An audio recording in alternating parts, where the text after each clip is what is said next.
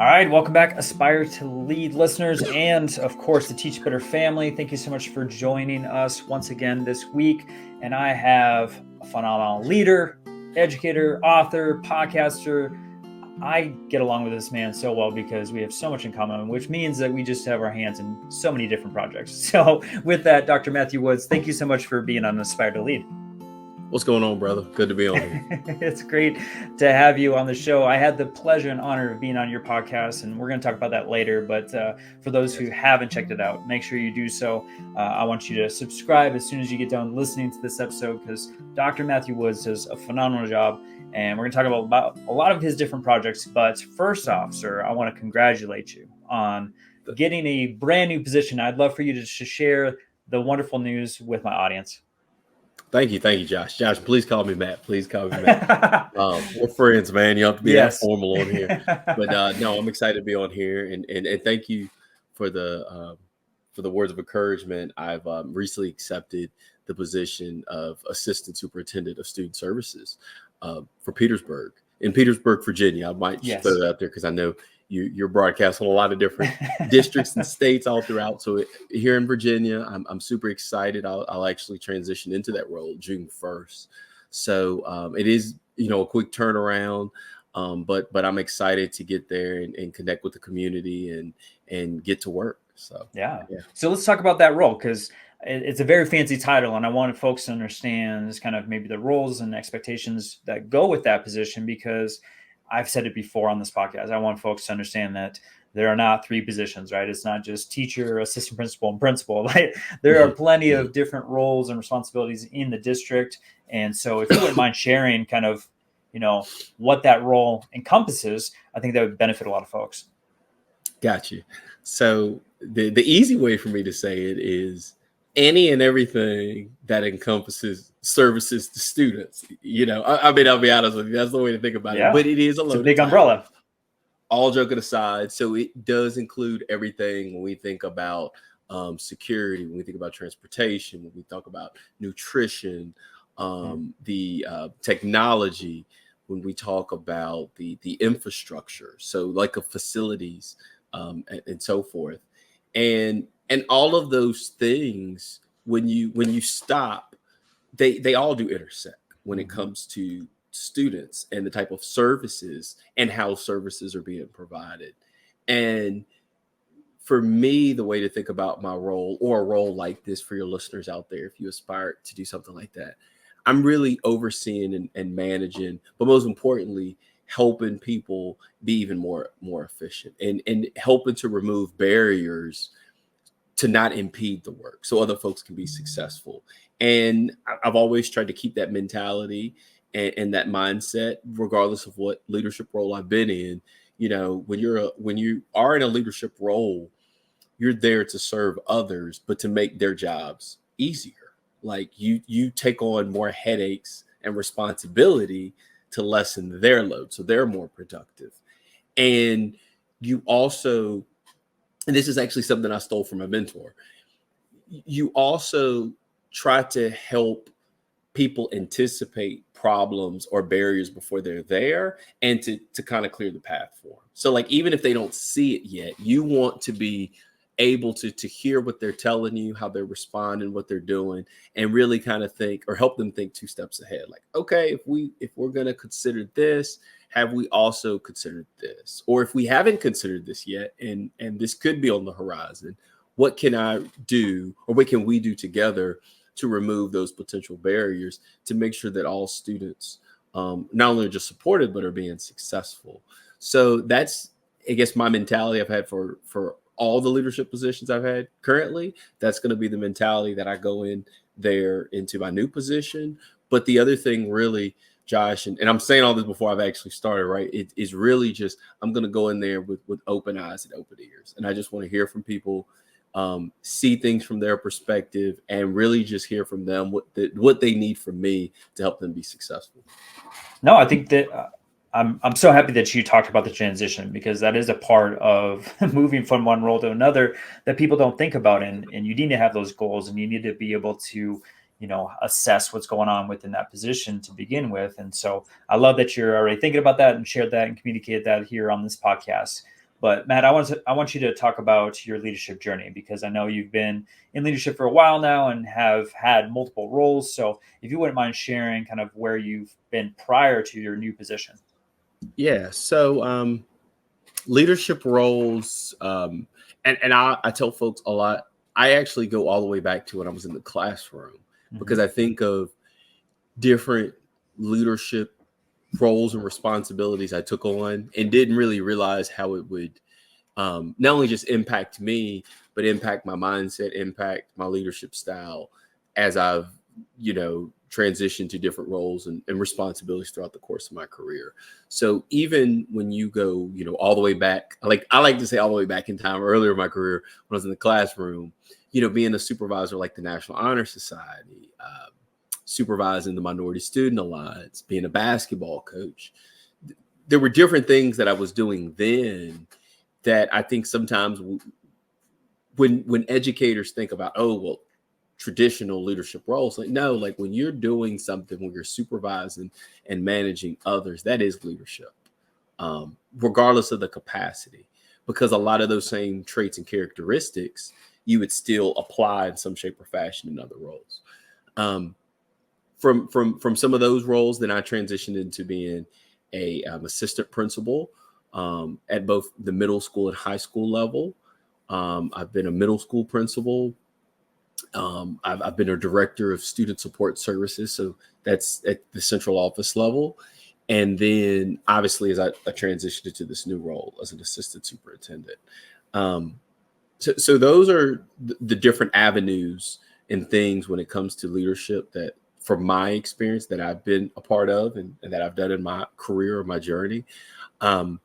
But it's funny when you ask that question, Josh. I always tell people, I always go back to my time in the classroom, and I think about how those tenets and those responsibilities became more macro over time and just grew, even though maybe my title changed and the level of responsibility, but those components and characteristics of what I did then have still followed me all the way through my career.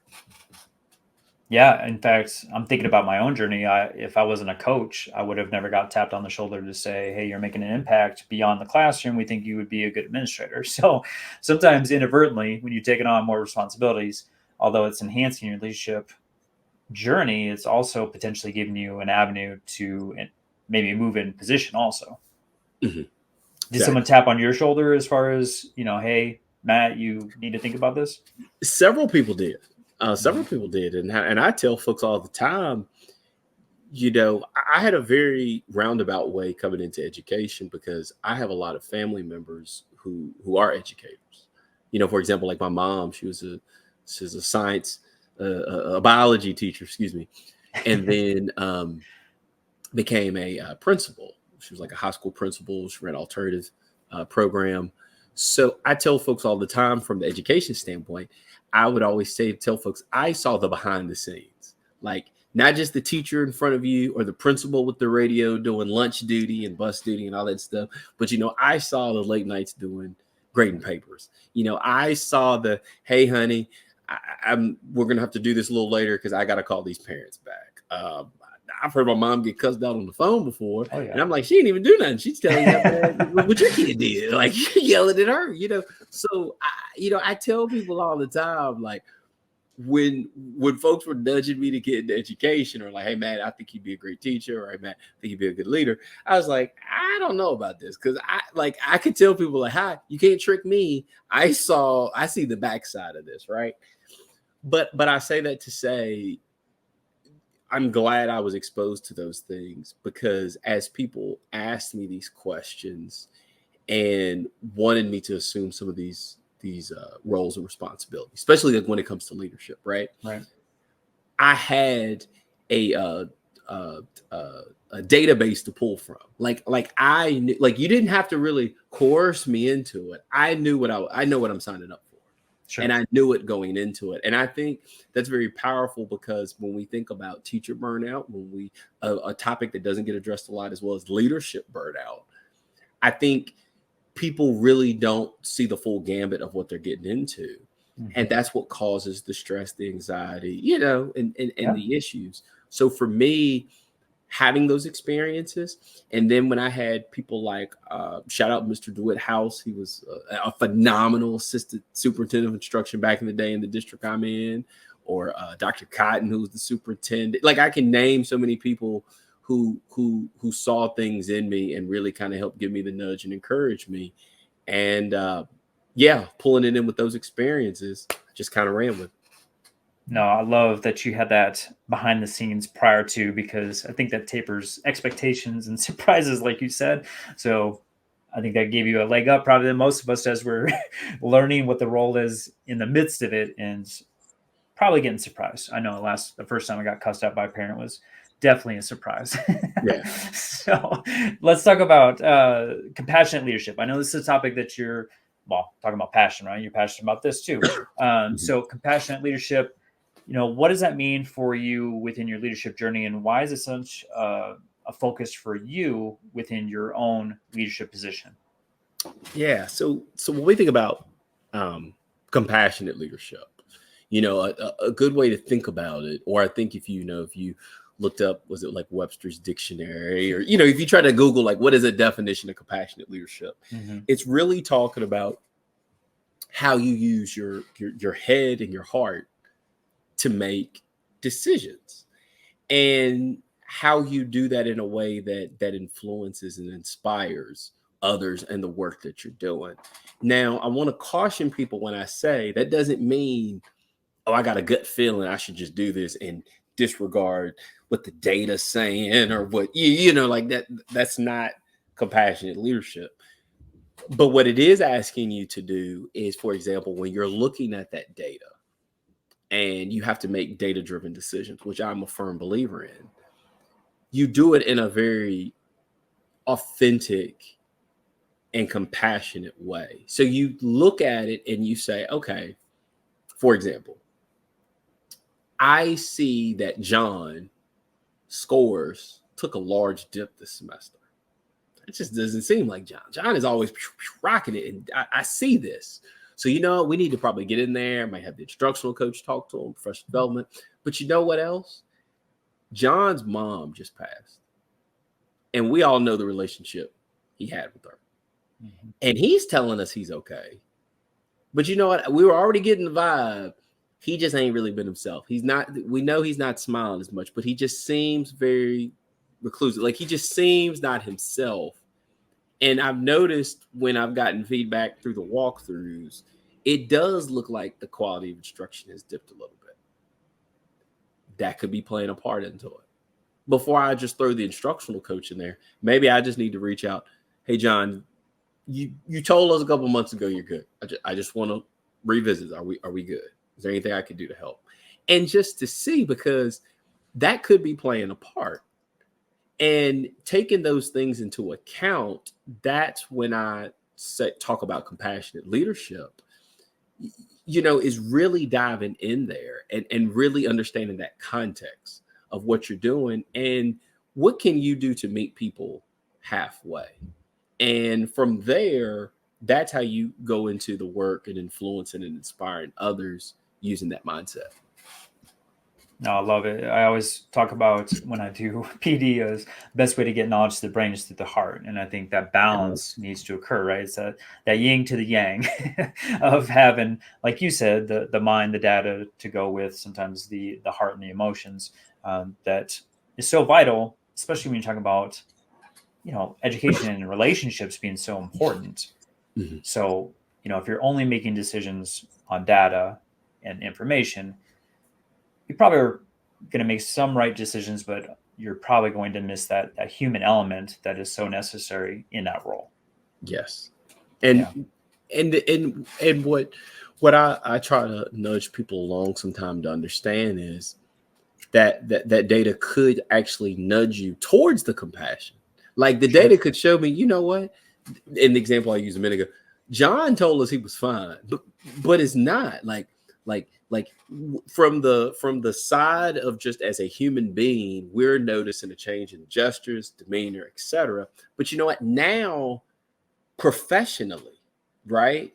Like, work-wise, there's a struggle. So the data is reinforcing what some of us probably already saw, or we're like, oh, I kind of, but he's telling me he's fine. Like it could all get, or it might not be related, but either way, it's giving us more context for the data. But most importantly, it's given us another way or another avenue to engage those conversations. Instead of just saying, hey, your data dropped. I'm gonna send Mr. Stamber in here, to help you with these literacy stuff. It could be another way I start the conversation, Right. and let's play, both sides, right? He might say, you know what, thank you, Dr. Woods. Still taking it hard with my mom. I understand. Okay, well, listen, we'll still have Mr. Stamper check in with you and help you. Mm-hmm. If you need to talk, we've got counselors or things we can do. Hey, man, just, you don't have to tell everybody your business, but we just want you to know we care about you. Yep. Okay, right? On the flip side, he might say, no, thank you for checking. I'm good. I just look different set of kids this year. I really need to buckle down differentiating. I'm sorry. Okay, cool. We can have Mr. Stamper help you. So either way, we're getting to the proper solution. It's just being compassionate in how we do that, and to show them that, hey, we care about you. You have to perform, but at the same time, we're going to meet you where you're at to get you to where we need you to be. Right. All right. So, Matt, I want to transition into resources because I know you offer quite a bit. And so we had mentioned earlier about your wonderful podcast. I've got a button here for those who are watching on YouTube. So thank you for that, Matt. Wear it proudly. But if you wouldn't mind talking about your wonderful podcast, kind of, why you started it. And I know you've been doing it for a little while now, and, how it's supporting educators and leaders all over this country. Thank you, man. So the podcast is called Leading Out the Woods. Yep. And for all the listeners out there, if you're not familiar with it, I know there's a grammar type of leading out the wood, not leading out of the woods. Because I get folks like, you're supposed to be educating this. But it's a funny backstory behind it. So the short end of it was when I was in graduate school at University of Georgia at the time. I had a buddy of mine. In between classes, we would kind of talk shop, and we would talk about theories and different strategies and things we were doing, blah, blah, blah.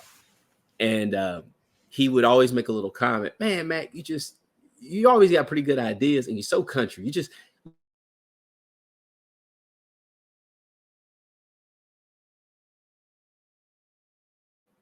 And it kind of just stuck. Like, it was like, and other people were like, oh yeah, leading out the woods. So I remember a time before, him and one of my other buddies like, man, it'd be dope if you did a blog. And I said, man, I'm too busy to write a blog. I'm already writing these papers, and I'm doing, I'm evaluating teachers. I ain't got time to write a blog. But the idea just kind of stuck with me. So then we fast forward to 2019. And I think we all know what happened as we creeped into March and April 2019. The pandemic hit. So everything was disjointed. Everybody was pretty much pushed virtual. You didn't know when we were going to be back in person. Yeah, all this crazy stuff. And it got blurred when you think about like responsibilities as it pertained to like a lot of us then kind of became virtual instead of in person. So I know for me, I was working all through the night, and I was like, okay, I need to unplug because now the lines between me turning on and off are just really getting out of hand, right? So I came back to this scrapbook of ideas that I have. I keep this, believe it or not, y'all, I keep this little black book called Ideas, and I just jot crap down in it. And when I flipped it open one night, it was like Leading Out the Woods. And I was like, oh yeah, that's right. That'd be dope. I should do a podcast instead of a blog. Well, how do I do a podcast? Josh, I stayed up one night, man, or one weekend just watching YouTube clips, y'all, like for dummies, how to start a podcast. And I was like, okay, it says you need some artwork. Okay, I knew someone who does art. I was like, so then it was like, you need a dope intro and outro song.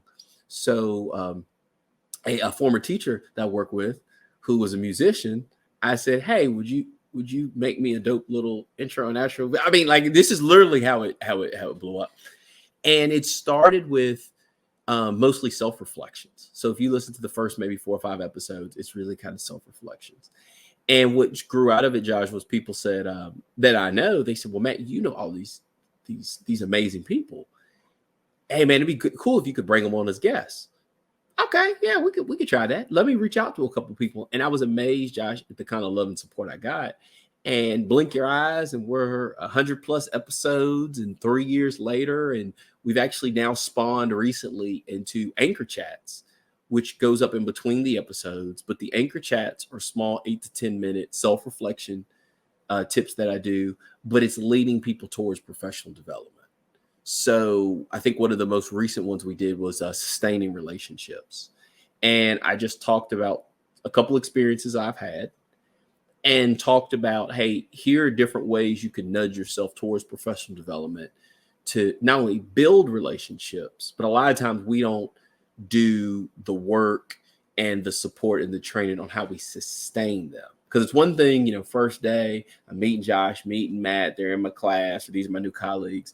But then you know what? Fast forward, now we're in January and now everybody's tired. How do I keep that same momentum and that same positivity? So that was what like our latest anchor chat talked about. And yeah, man, it's just been a blessing. Well, that's super powerful. I love the chat that correlates to the podcast. I think that's something that not a lot of folks do. So make sure, for those who are listening, again, subscribe to the podcast, but then also, try to engage in a different way with those chats that Matt offers. So I want to talk about next something that started as flashcards that turned into a book. So leading out the woods, the book, Nurturing School Etiquette for Success. Let's talk about that resource. What is the book about? And how did you transform from such a small piece, which is the flashcards, to a large resource? Definitely. So I am very much a practitioner. Mm-hmm. And I'm very much about listening to people and hearing like, okay, what is working? What is not working? What would you like? What are you thinking? So one thing that I do that really helps me engage and with my work is different presentations. When I feel that love or that vibe, or people like, hey, I got a lot of questions about this, that's generally, Josh, what leads me into other parts of my work, my research, etc. So one of the things that stemmed out of it was I do a lot when I talk about academic language. And I think for the listeners on there, you're probably very familiar with academic language. But if you're not, the nitty gritty is the words and the comprehension kids need to be successful in school. That's just like a real kind of basic way to think about it. And, we could talk about tier 1, tier 2, tier 3 words. Josh, have me back on. We can go down a whole rabbit hole about that, right? But sticking to the topic right now, though, I use that lens to talk about behavior. Because one of the things that I've noticed in my experiences is that we do a very poor job. And when I say we, I'm just talking about educators. And even as parents, I'll put myself on the spot as well as parents. We don't really teach kids the words that we're throwing at them when we talk about understanding proper etiquette in a school. Because you have etiquette, which can be anywhere. But then when we talk about school etiquette, it's very different and can be different than some of the households our kids grow up in.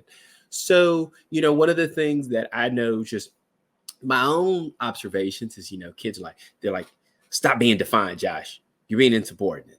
Don't be insubordinate. And the kids are like, okay. And I just started asking kids, hey, Josh, what does defiant mean? I don't know. What's insubordinate mean? I just can't do it, Dr. Woods. I mean, and I love, especially the younger kids, because they're so gullible, yes. Right? And then I remember, I said, okay. Well, then I started asking educators, hey, you tell me the difference. What is the difference between defiance and insubordination? I had folks who couldn't tell me the difference. So I was like, oh, wait a second. We got a code red, sound the alarms. We got a problem. So that became the one of these presentations I did, talking about school etiquette, expectations.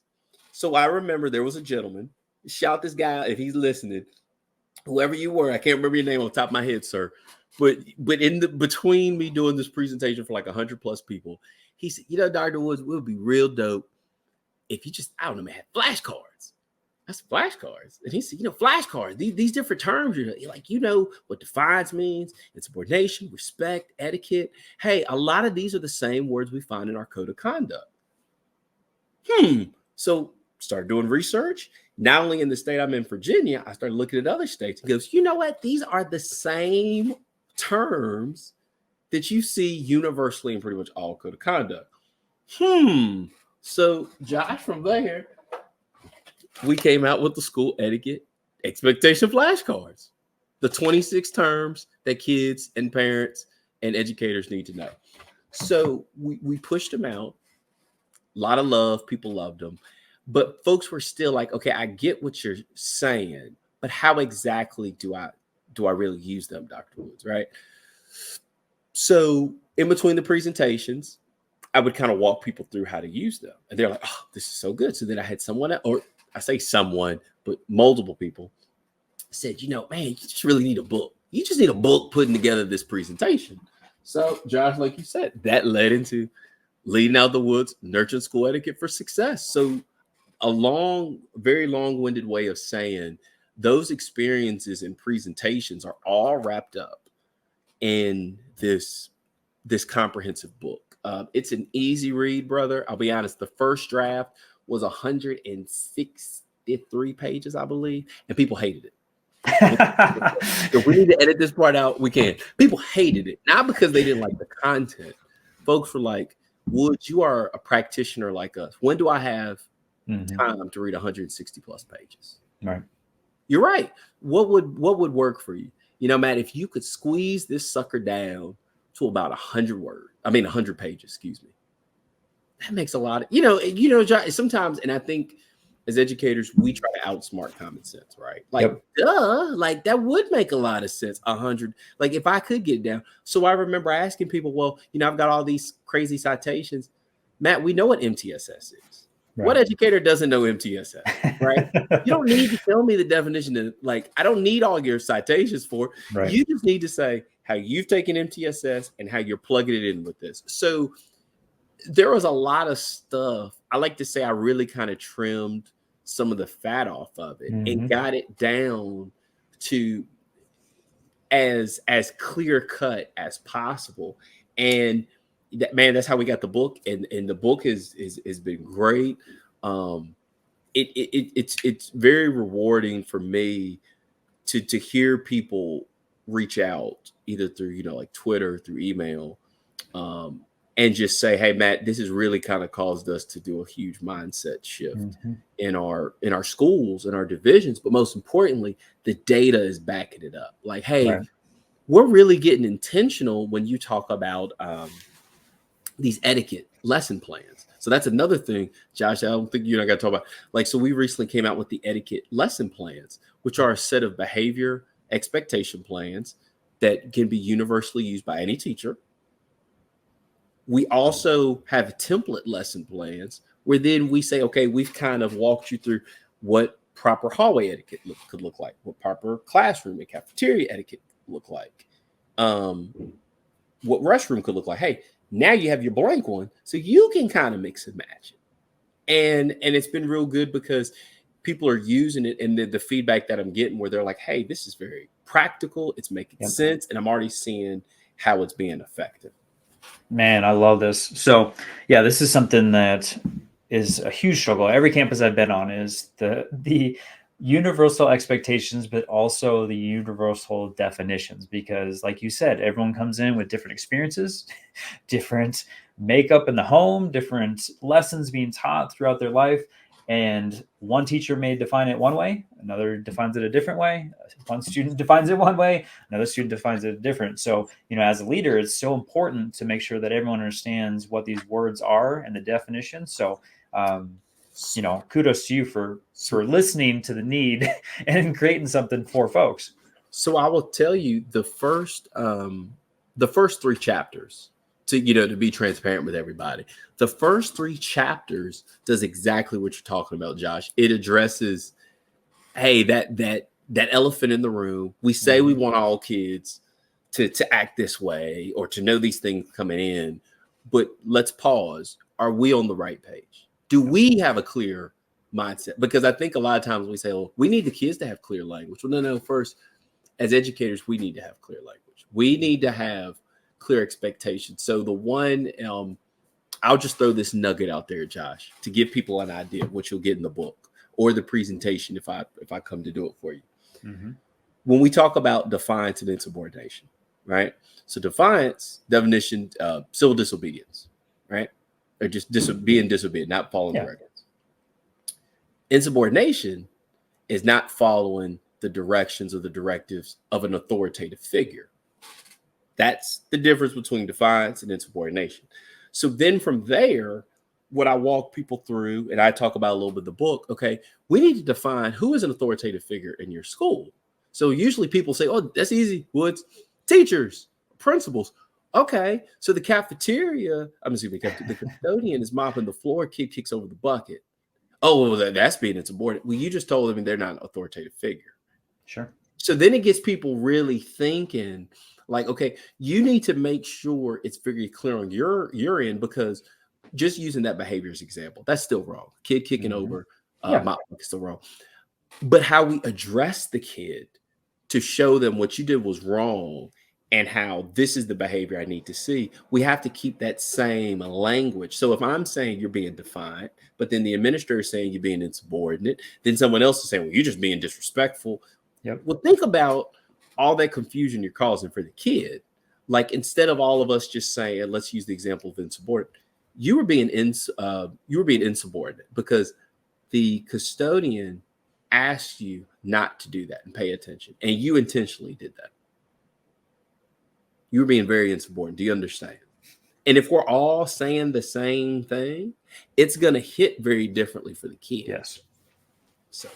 Well, and then the back end too, you know, and I did this with my staff when I first got on the campus, which I don't know if they loved so much, was the discipline matrix, right? We have to assign the action to a consequence. Mm-hmm. And a lot of times, you know, we couldn't even define what was written on the matrix because the language was interpreted differently by each teacher, yes. Right? So with that interpretation comes an expectation of a consequence or punishment that equates with that level or tier of behavior. And if we can't even agree on the definition, then that's when, you know, expectations turn into disappointment, which then turns into animosity to potentially administrator. And that goes on not just with the teacher to admin, but that could be parent to admin also. So there's a lot of components there. And like I said, flashcards to help in just kind of that assessment, but also that teach piece of making sure everyone's on the same page. Students, teachers, parents, admin, everybody. So that way, like you said, when we're trying to reinforce, we're all on the same page, we're all using the same language, we're all teaching the same lesson to maintain and create the behavior that we anticipate in the future. So absolutely love it, man. Everyone needs to buy the book as soon as possible. Make sure that you have that resource for your school as you're trying to make sure everyone has that etiquette down. And then I want to talk about actionable items, right? We've talked a lot about, well, a variety of different topics here. And I don't know if you want to equate it to something that's been already discussed or if you want to bring something new to the table. But for those who are listening after this conversation, you know, what is something they can do tomorrow or next week to enhance their leadership journey? The first thing, I think it's looking in the mirror and knowing what you stand for. What do you, and when I say what do you stand for, like, what are your calling cards? You know, it's hard to be a master of everything. That's true. And I will say, I've met some people out there where I'm like, man, they could do no wrong. Like they just like every single, you know, I've got a couple of mentors where I'm like, man, you like jump from this to this, and you're just spot on, right? And I honestly believe there are those LeBron James out the world in education, those unicorns who seem to be like, you can just max out the stats and everything. For most of us, common folks, I like to say, right? You have a trait that you're good at. And I know I'm using like a sports analogy, but I love to have people think about it through that lens. So like you could be like, what is your calling card? And for some people, it's like, I know instruction. Like I know literacy to a core. Like that's my thing. Right. For others, it could be discipline or behavior. Hey, I know how to effectively change and guide school climate. Right. So when you know what you bring to the table, what is your thing, Then you think about, okay, how do I show people that skill set, right? And then as you have the opportunity to move into certain positions, how do you surround yourself with people who balance you out? Yeah. You know, given another sports example, it's kind of like, I'll use like the NFL. So you always see like they're going to hire this quarterback coach or this offensive coordinator, defensive coordinator. And I tell people all the time, if you watch it, what typically gets them fired, if they get fired, Yeah. isn't what they struggled with. It's what they're known for. Like if you're known to be the offensive guru, you can't be last in the NFL in scoring. Like people are like, hey, why do I have you? Right? If you're known for defense, you can't be last in defense. Like, and I know I'm being very like blunt when I say those things because there is some give and take, different situations, but it's the same way I think when you think of all leadership experiences. So I always tell people, first thing to do is look in the mirror. What am I known for? What are the things that I'm like, hey, this is my niche, right?